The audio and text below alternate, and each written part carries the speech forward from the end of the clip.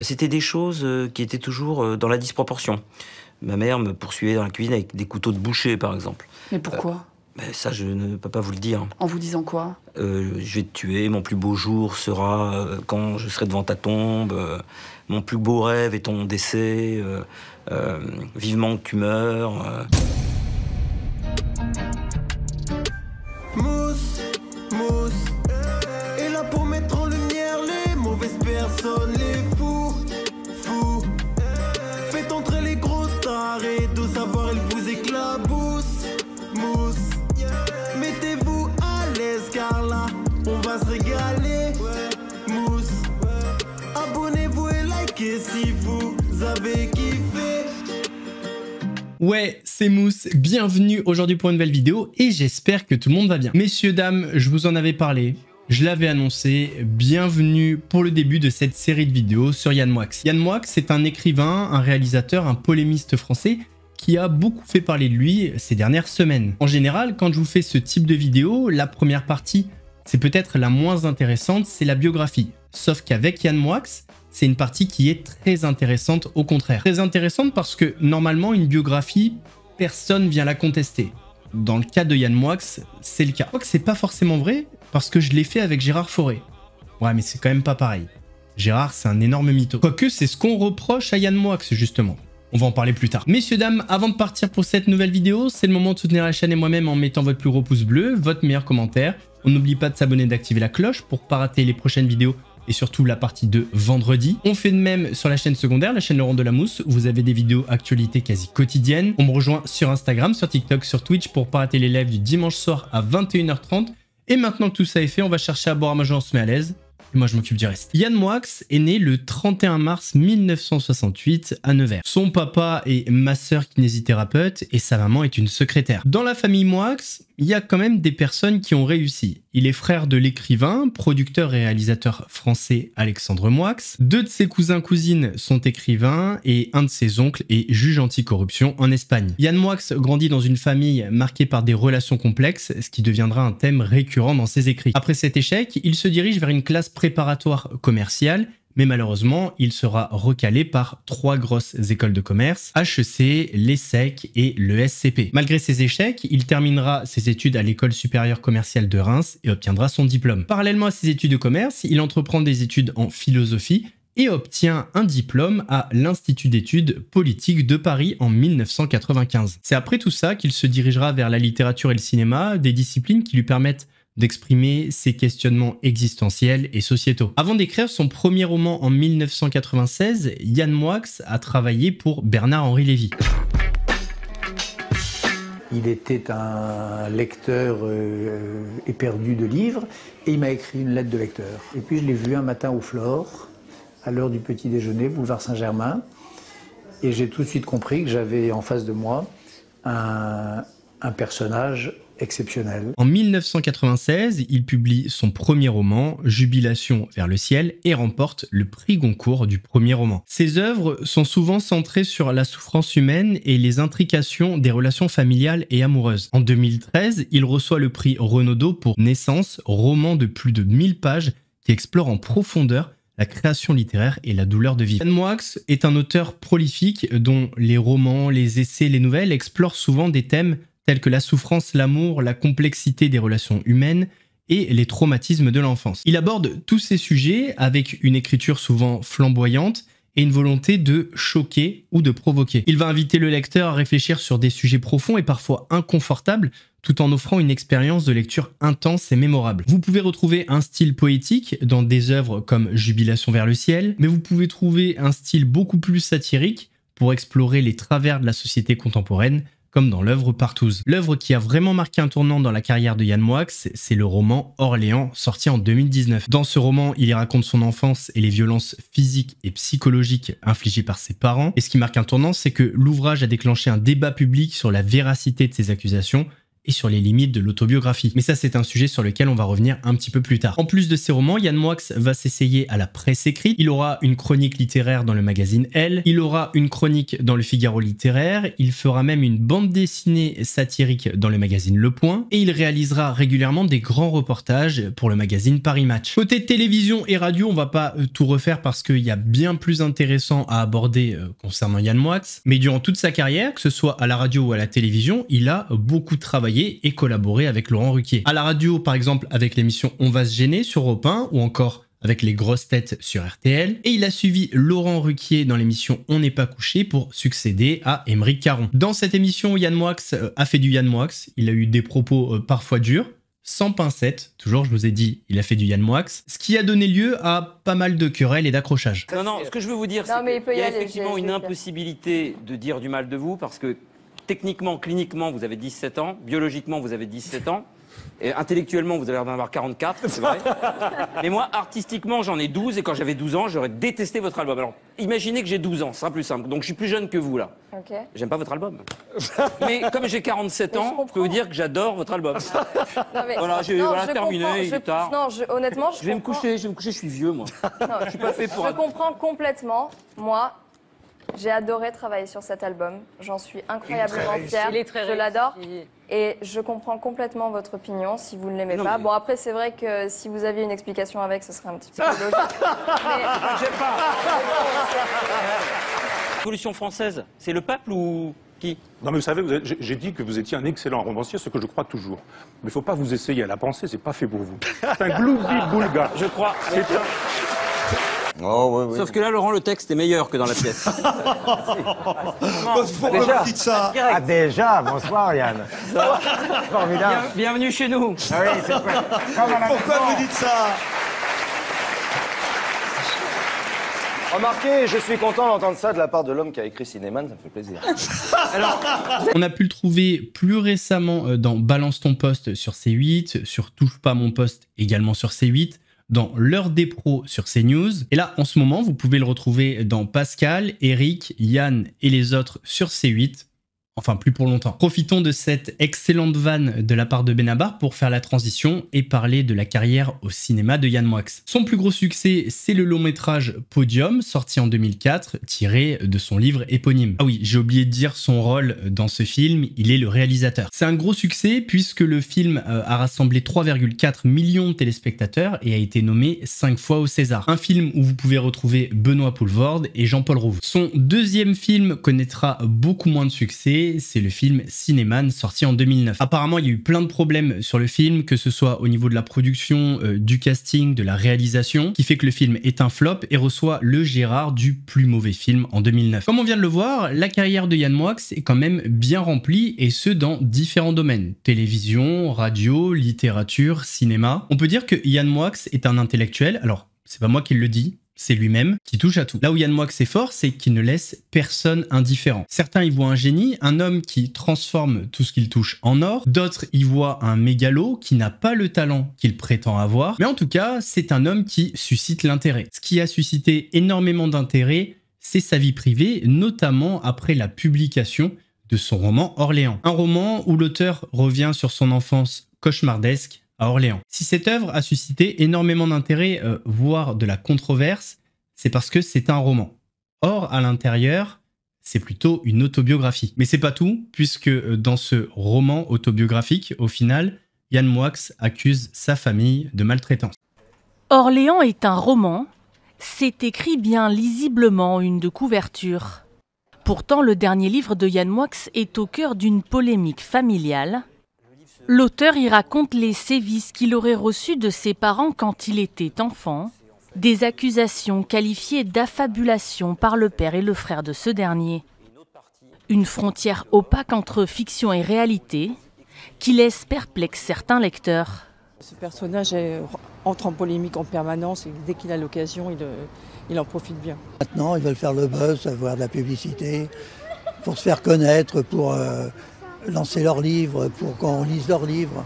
Coup de communication ou véritable règlement de compte, quoi qu'il en soit, l'affaire est relayée dans tous les médias et les ventes du livre pourraient bien en être boostées. Et chaque fois qu'un écrivain publie quelque chose d'épouvantable sur sa famille ou sur quelqu'un, les personnes qui réagissent toujours très mal, et la manière dont elles réagissent mal aide à la célébrité du livre.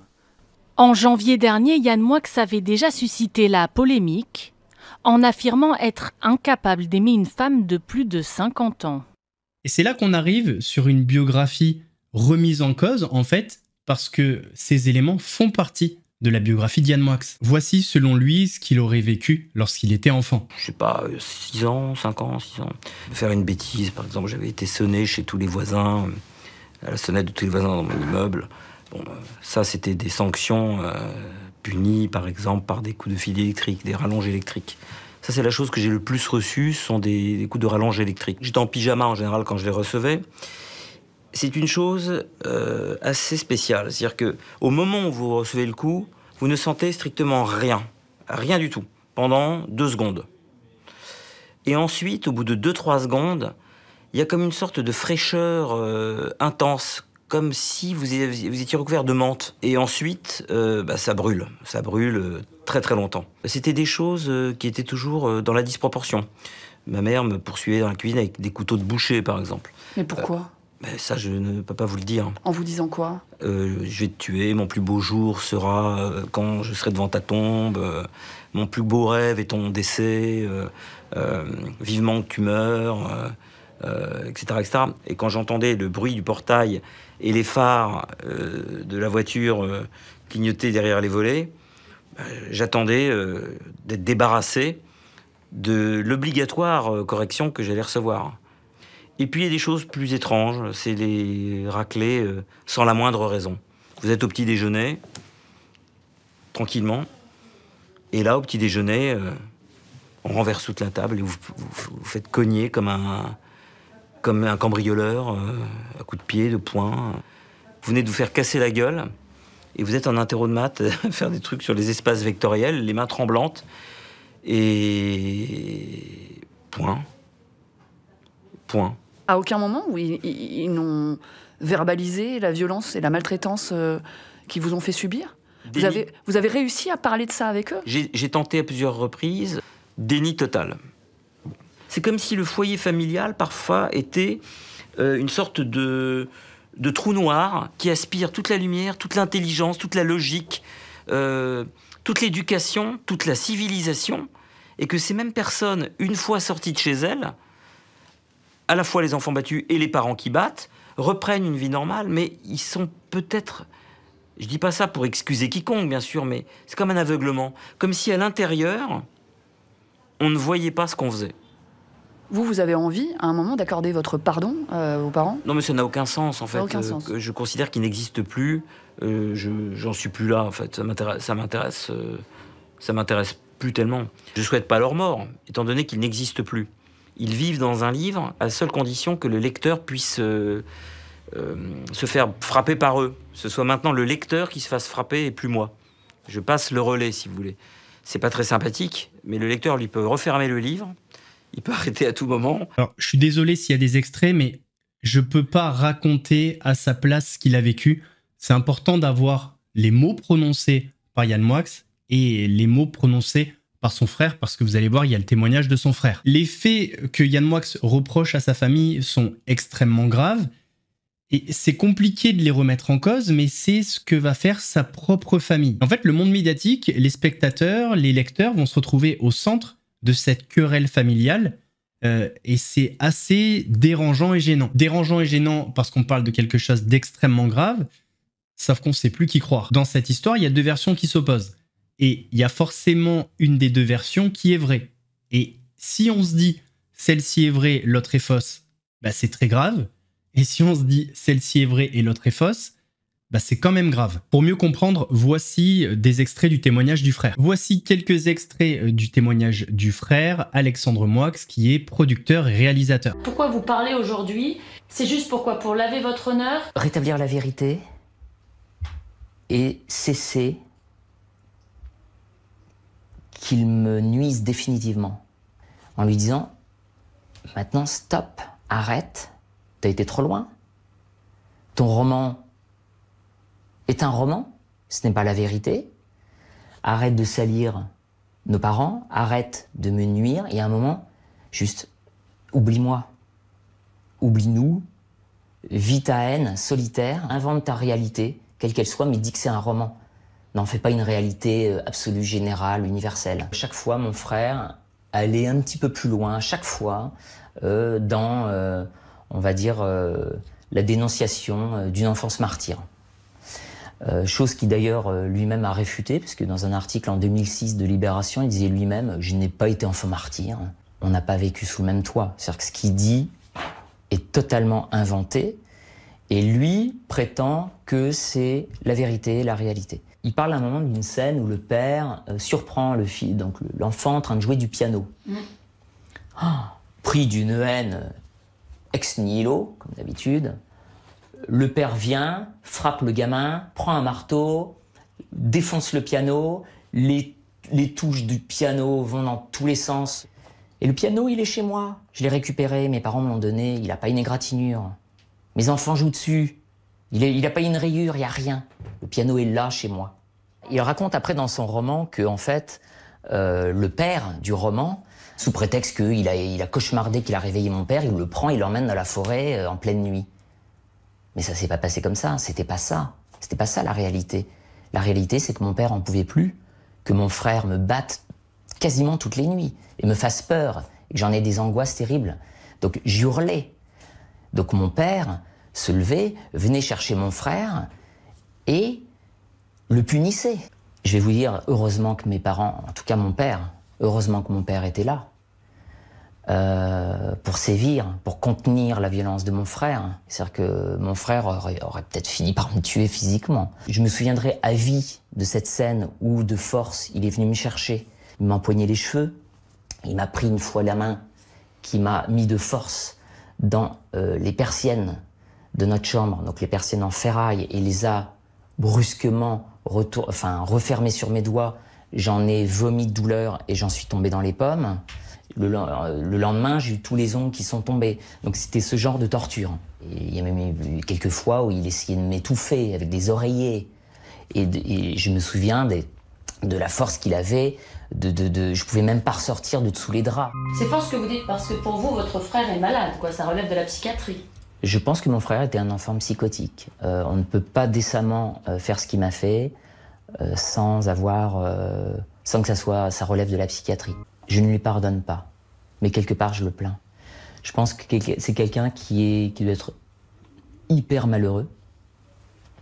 C'est quelqu'un qui est prisonnier de lui-même, prisonnier de son passé, prisonnier de son passif, prisonnier de sa haine, prisonnier de sa colère, prisonnier de sa personnalité. Compliqué de connaître la vérité. On a bien la version du papa qui réfute évidemment les violences faites à son fils Yann Moix. Il l'avait dit dans une interview à la REP.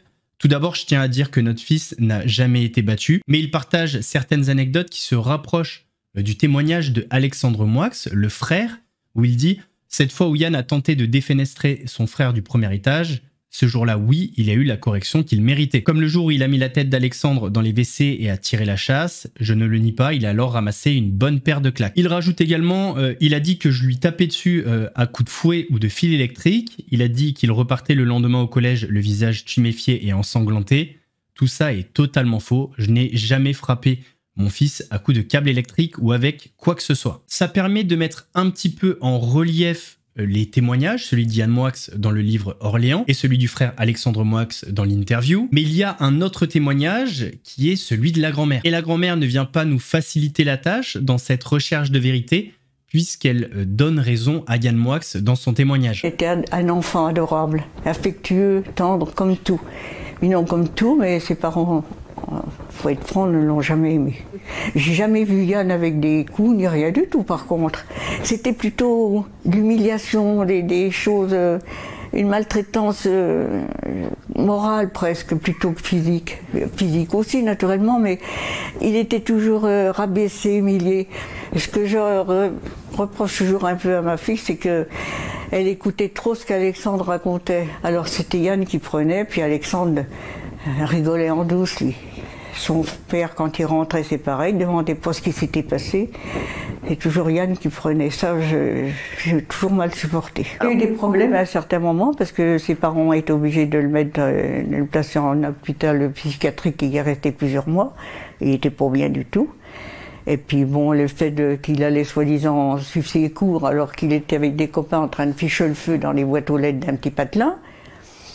Enfin, il n'y a que des trucs comme ça, mais lui, ça passait comme ça. Il a toujours été sournois, faucheton, il cachait son jeu. Il faisait celui qui était bien comme ça pour se faire bien voir. Mais en fait, non, c'était pas ça du tout. Hein. Oui, non, mais ce qui apparaît dans cet extrait, dans tout l'entretien, c'est qu'il y a un cas d'inversion. Quand Alexandre Moix dit « mon frère a des problèmes psychologiques », c'est de lui qui parle. C'est lui qui a fait des séjours en asile psychiatrique. Quand il dit « mon frère était proche des milieux d'extrême droite », c'est lui, Alexandre, qui était proche des milieux d'extrême droite, et notamment du groupe qui a fait cet attentat contre Chirac aux Champs-Élysées. Oui. L'autre jour, quand je l'ai entendu à la télé, moi j'ai eu l'impression que ce qu'il a vécu, il le fiche sur Yann, et puis par contre, ce que Yann a vécu, il se le reporte sur lui. J'ai l'impression que je trouve ça bizarre. Et puis ensuite, je l'ai vu les yeux comme s'il ne voyait personne, qu'il était dans son âge, qu'il a parlé de psychiatre, d'extrême droite. Et en fait, c'était son histoire à lui qui racontait là. Les trucs d'extrême droite et tout ça. Il n'a jamais fait partie de trucs pareils, jamais. Une fois je l'ai eu, là c'est pareil. Je l'avais gardé un petit moment pendant l'hiver. Et puis au moment de partir, on cherchait Yann partout pour lui dire au revoir. Impossible de le trouver. On monte dans la voiture, il était caché dans la voiture, il voulait revenir avec nous. Alors, il y avait quand même des trucs qu'elle n'allait pas. Parce que quand même, quand on a ses parents, on est content toujours de retrouver ses parents, de rester avec ses parents. Les grands-parents, c'est que passager.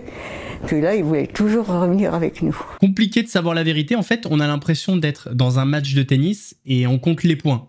Ok, Yann Moix, il y a la mamie. Et Alexandre Moix, il y a le papa. Sauf que quand on pose cette histoire, on se dit, ok, le papa, si vraiment il a battu son fils, il a des raisons de mentir. Le frère Alexandre, effectivement, il est peut-être dérangé. S'il a fait un séjour en hôpital psychiatrique, c'est possible.